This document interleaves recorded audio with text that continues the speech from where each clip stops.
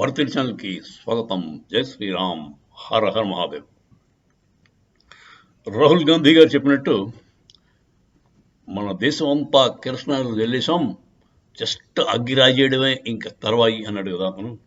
BJP గెలిస్తే దేశం అంతా ఒక్కసారి భగ్గమంటుంది అన్నాడు కదా, అదే ప్రయత్నాలు జరుగుతున్నాయండి. ఇప్పుడు 9వ తారీఖు ప్రధానమంత్రి మోదీ గారు మూడోసారి ప్రమాణ స్వీకారం చేసే ముందే ఒక టెర్రరిస్ట్ అటాక్ జరిగింది.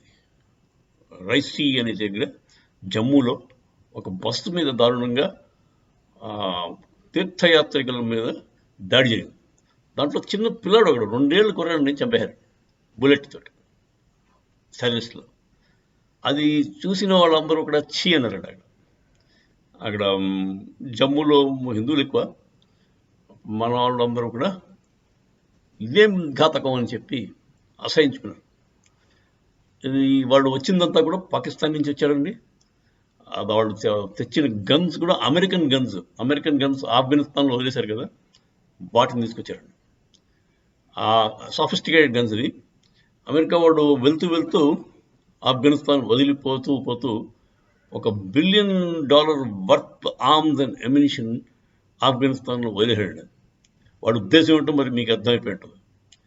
వాడు తీసుకెళ్ళాలి లేక కాదు, కావాలని వదిలేశాడు. దాన్ని వాడుకుని ఆఫ్ఘనిస్తాన్ వాళ్ళు, పాకిస్తాన్ వాళ్ళు రచ్చ చేసి ఇండియాని అస్థిరపరచాలి అన్న ఉద్దేశమే యుఎస్ఏది కూడా.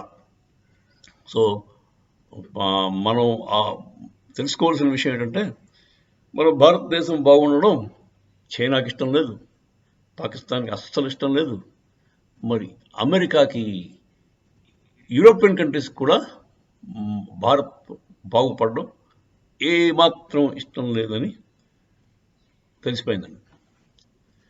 ఇది అందరికీ మనకు ముందే తెలుసు, ఇప్పుడు ఇంకా దృఢపడింది. సో అమెరికన్ హస్తం ఉంటుంది, చైనా హస్తం ఉంటుంది, పాకిస్తాన్ హస్తం ఉంటుంది. సో బేసిక్గా ఈ మాట అయితే క్లియర్గా చైనా ఇస్ ఇన్వాల్వ్డ్. పాకిస్తాన్ ఒక్కటి అయితే చేయలేదండి ఈ ఘాతకం. తర్వాత 9వ తారీఖు తర్వాత 10వ తారీఖు అయింది ఇంకో ఇన్సిడెంట్. ఒక విలేజ్లో ఒక విలేజ్ ముఖ్య, అంటే మన పంచాయతీ ప్రెసిడెంట్ అతను ఉంటాడు కదా, ఆయన ఇంటికి వెళ్ళి మంచినీళ్ళు అడగడానికి వెళ్ళాడు జమ్మూలోనే. అప్పుడు విలేజర్స్ అందరూ కూడా చుట్టుముట్టేశారు టెర్రరిస్టులు. అంతా వాళ్ళు భయపడి పోలీసు వాళ్ళు కూడా వచ్చారు.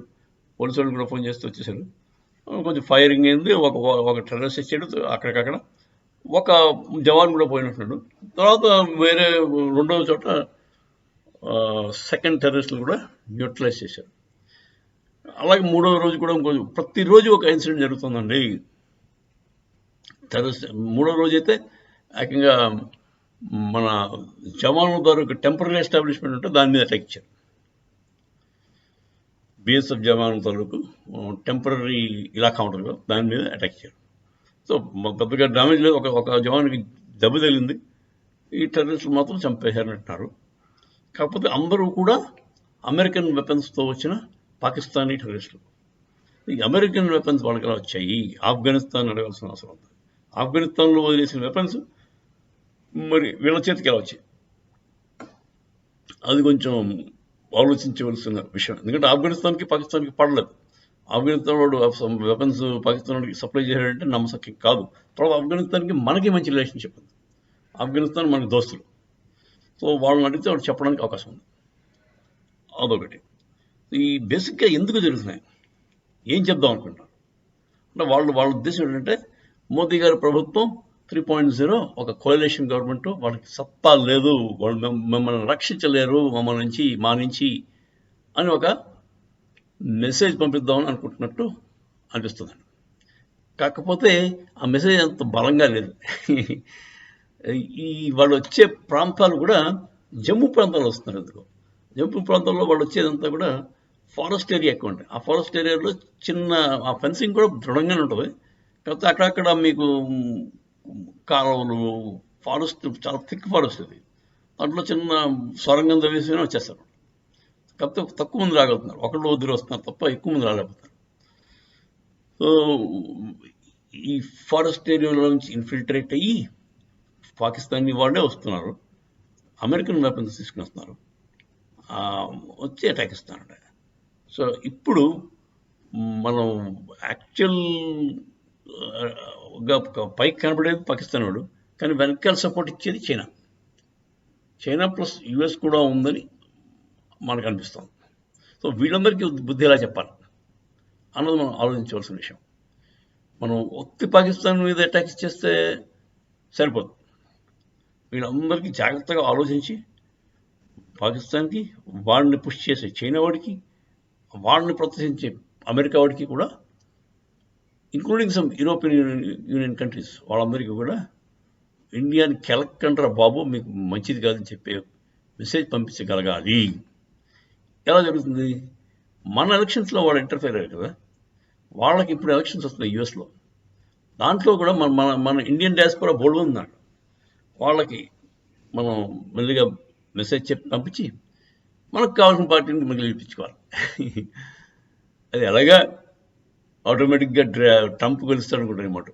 వాడు కొంచెం నేషనలిస్ట్, వాడేమో యాంటీ, అంటే పాకిస్తాన్కి యాంటీ, అతను ఇస్లామిక్ టెర్రరిజం అంటే అతనికి నచ్చదు.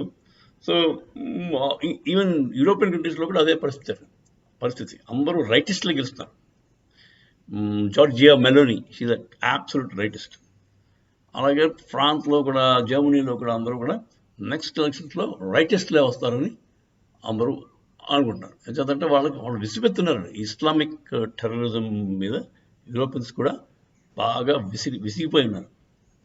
అదే మార్పు అయితే ఖాయం. అక్కడ మనం ఏం చేయకపోయినా రైటిస్ట్ భావజాలం గల, నేషనలిస్ట్ భావజాలం గల గవర్నమెంట్స్ వస్తాయి.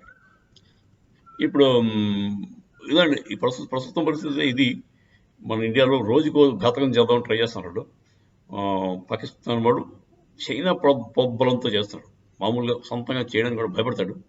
దానికి మరి నీజర్క్ రియాక్షన్ అంటే వెంటనే టకాన్ని గన్ తీసుకోవాల్సిన కాదు, ఆలోచించి ఆచి తూచి దెబ్బేస్తారు మోదీ గారు. ఆ దెబ్బకి మళ్ళీ లెక్కకుండా, పాకిస్తాన్ వాడు మళ్ళీ మాట్లాడకుండా లెక్కకుండా కొడతాడు అన్నమాట మోదీ గారు. ఫైనాన్షియల్గా కొడతారు, ఆర్మీ పరంగా కూడా కొడతారని అందరూ అనుకుంటున్నారు. మళ్ళీ ఈ మాట పాకిస్తాన్ మొక్కలు చెక్కలు అయిపోయే అవకాశం చాలా ఉందండి. మళ్ళీ పాకిస్తాన్ అనే దేశమే కనుమరుగైపోతుందని నా ఉద్దేశం. ఏమవుతుందో చూద్దాం. జై శ్రీరామ్.